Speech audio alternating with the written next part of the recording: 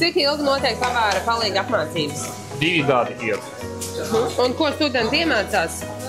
Kā gatavot, kā pareizi domāt virtuvē, kā strādāt pareizi virtuvē, drošība, kārtība, tīrīšana, jā, visi tādi pamati jautājumi, kaut kas vēl, un komunicēt, jā, strādāt ne tikai kā personīgi strādāt, jā, bet strādāt arī komandā.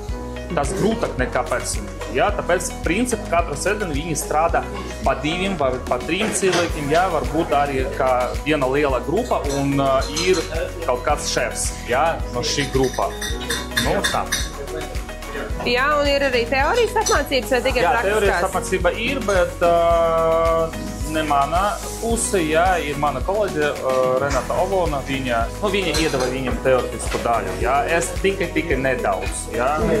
Mana daļa ir tā praktiskā, jā.